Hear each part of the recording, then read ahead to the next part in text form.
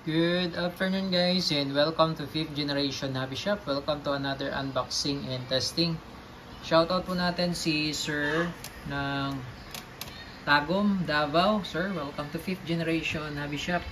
Ngayon yung ating i-unbox, quick review lang po tayo ng isang gas blowback airsoft pistol. This is EMG Taran Tactical Innovation Combat Master John Wick 3. Yan, si EMG po, yan po yung manufacturing or manufacturer. Yan, EMG stands for E-Bike Manufacturing Group.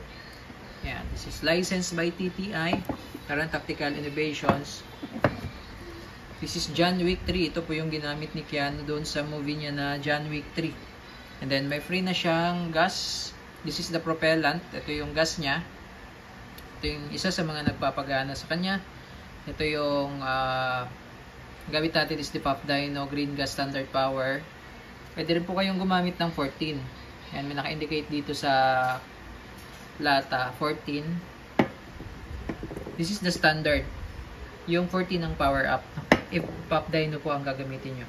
And also comes with free silicone oil. And then the projectile. This is the Airsoft BBs.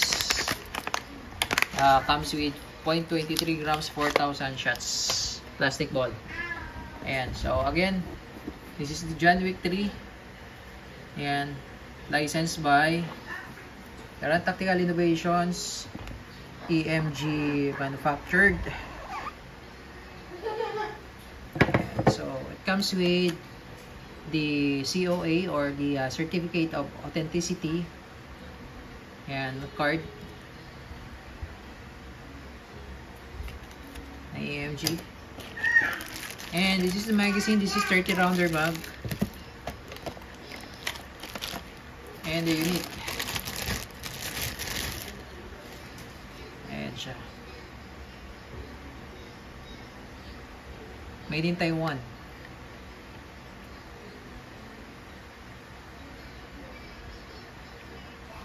Sa real steel, ito, yung barrel niya is rose gold.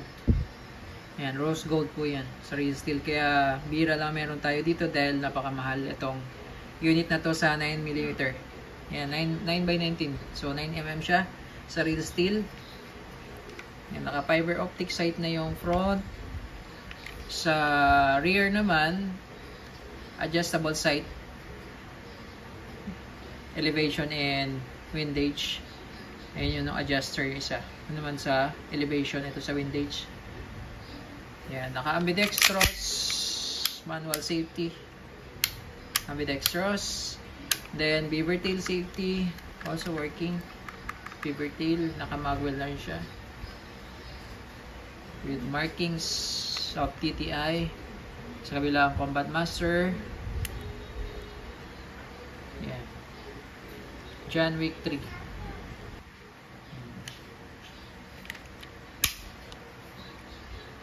Okay, so sa pagkakalas pala na itong slider, makikita nyo po, meron po siyang dalawang notch. Yan, isang maliit, then ito yung isang malaki. Yung isang malaki kasi, ito yung slide stop, no? Dalawang, yung isang malaki, yan yung sinasampahan nung slide stop, slide release kapag wala ng bala. So, nag-open slide siya. So, dyan siya sumasampa. Ngayon, yung isang notch, ayan po, yung maliit na yan. Yan yung sa disassembly. So, ang gagawin nyo po, pagka kakalasin nyo yung slide, make sure na nakaalis or naka-release ang magazine. Tapos, eto po, yan, yung part na yan, isisentro nyo lang siya dun sa notch. Yan, pa ganyan. Yan, yung part na yan, isisentro nyo lang po. Tapos, sundutin nyo lang sa kabila. Ito po. Yan, pag sinundot nyo yan, makikita nyo po, umaangat yan. Ayan o. Yung lock. Tapos hugutin nyo lang. Yan. So, tandaan nyo lang po, dito lang po sa, i-align nyo lang siya dito sa may maliit na notch. Yan. Tapos, ganyan. Slide nyo lang. Forward. Yan. Ito po yung internals nya. Ito yung half up, pero huwag nyo munang gagalawin yung half up nya sa ngayon po. Yan yung may wheel. Yan po yung half-up adjuster. Okay. So, tuyong-tuyo po yung slide. yung rail, yung tuyo. Ito po yung nilalagyan natin siya ng oil, silicone oil. So, kailangan po kasi yan, may oil po yung part na yan, yan. Dahil yan po yung, diba, meron siya, dahil blowback po siya, nag-reciprocate po yung slide, paulit-ulit po siya dyan, pabalik-balik. So, kailangan po lubricated yan. Lagyan lang natin ng oil.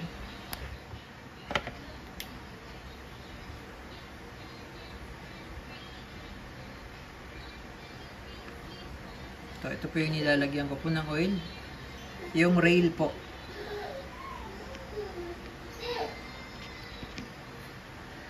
Yan, para yung slide smooth siyang gagalaw.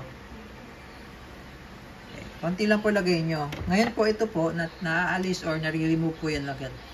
Fully strip out po yan lahat, natatanggal po yan, no? O, siguro itatagal na natin sa next video dahil haba po tayo. Ayan. Sa pagbabalik naman, ito po, etong yan, entry, yan dalawang butas, ipapasok nyo po siya dito, no? Ayan, ganyan po. Ayan. Ayan. Tapos, i-align nyo lang po ulit doon sa may notch.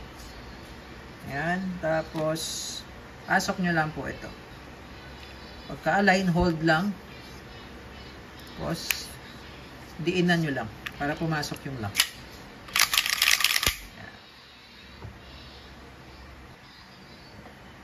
Ayan. Okay, ito naman po yung magazine.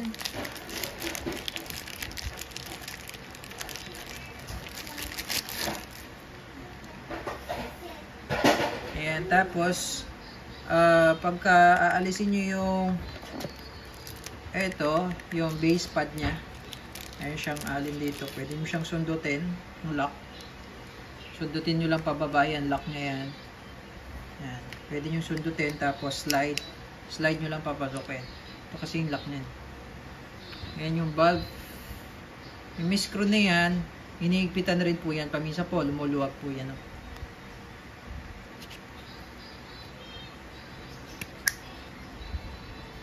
Tapos load tayo ng BBs and gas.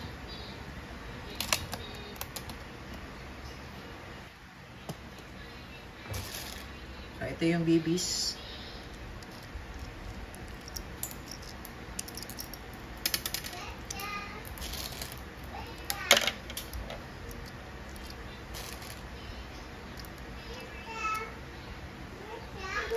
Yan. Tapos sa paglo-load naman po ng gas, inverted position po, upside down.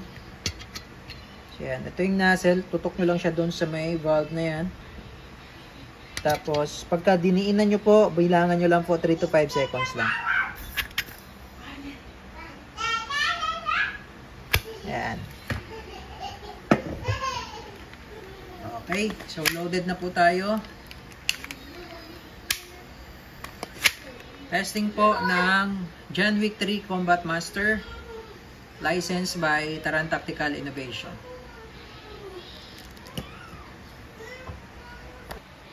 Testing po.